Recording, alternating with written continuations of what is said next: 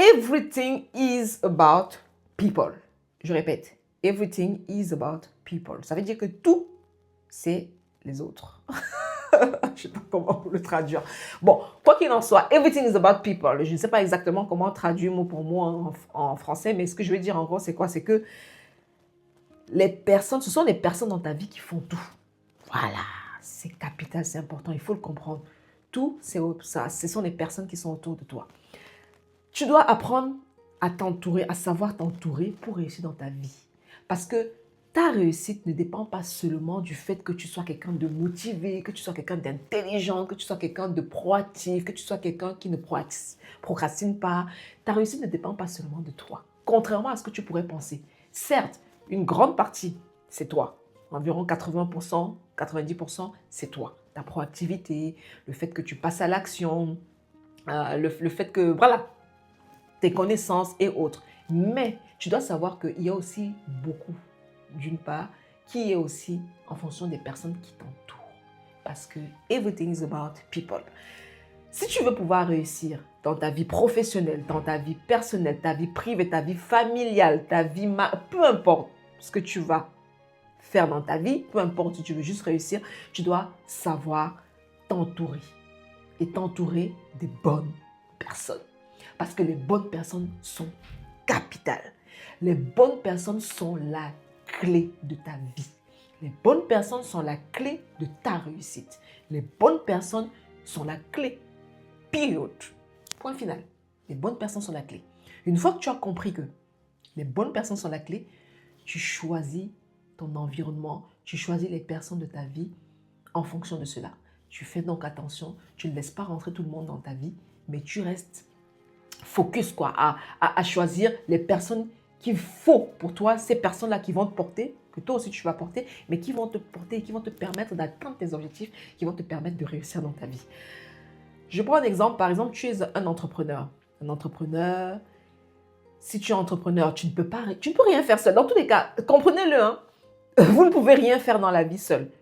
On est toujours quelqu'un grâce à quelqu'un. On est toujours quelqu'un derrière quelqu'un. Tu ne peux rien faire seul.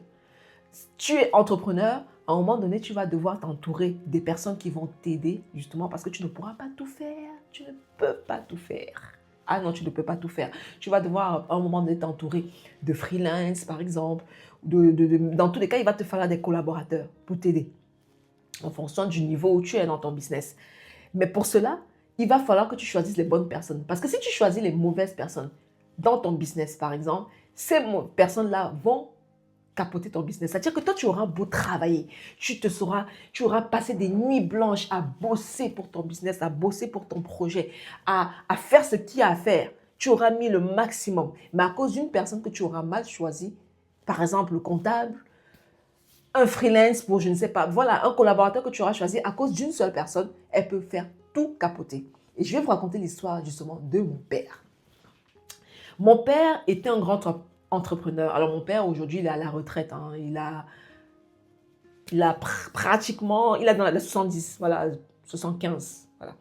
Et c'est un très très très grand entrepreneur qui faisait beaucoup d'argent en Afrique, plus précisément au Cameroun dont je suis originaire. Cet homme-là savait faire de l'argent. L'argent était inné en lui. Moi, je vous le dis, j'étais petite et je le voyais, je disais, ah non. Je le voyais comment quand il se levait le matin, il s'habille, il met sa veste et tout, il se fait tout beau, il va, il bosse. Il avait une agence de location de voitures. Au début, il a commencé par une qui fonctionnait très bien. Il a commencé à en ouvrir plusieurs dans des villes différentes du pays, donc du Cameroun. Par la suite, il a aussi lancé des agences de touristes, de cars, voilà, des bus, voilà, pour quitter d'une ville à une autre, toujours dans la même ville. Et il l'a fait dans plusieurs villes différentes. C'était un entrepreneur à succès. Je vous le dis.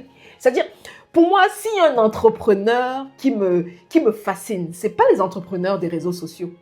C'est mon père. Un excellent entrepreneur. Un entrepreneur juste excellent. Il savait, c'est-à-dire, il avait l'argent dans le sang. Il avait l'entrepreneuriat. Enfin, il l'a toujours même d'ailleurs. Hein, juste que bon, maintenant, il n'a plus trop la force. Mais l'argent, l'entrepreneuriat, là, c'est dans son sang, c'est dans ses veines. Ça coule dans ses veines. C'est-à-dire, c'est génétique chez lui. La manière dont il manageait son entreprise, c'était waouh, quoi. Il n'avait pas besoin de forcer. C'était naturel. Vous savez, quelque chose de naturel.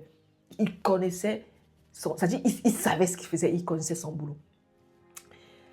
Son entreprise a grandi parce qu'effectivement, il s'est retrouvé avec des agences dans plusieurs villes du pays, un peu de partout. Du coup, il avait beaucoup de choses à gérer. Mais bien entendu, comme je vous dis, on ne peut rien faire seul. Donc, à un moment donné, il faut employer. Il a commencé à embaucher des comptables, embaucher des secrétaires, sachant qu'il y a des agences dans plusieurs pays différents, à embaucher des chauffeurs, à embaucher, bref, il a embauché parce que son entreprise grandissait, était devenue une grosse entreprise. Au départ, ça se passait bien. Mais par la suite, mon père a chuté. Et vous savez ce qu'il a fait chuter? Ce sont les personnes qu'il avait mis dans son entreprise qui l'ont fait chuter.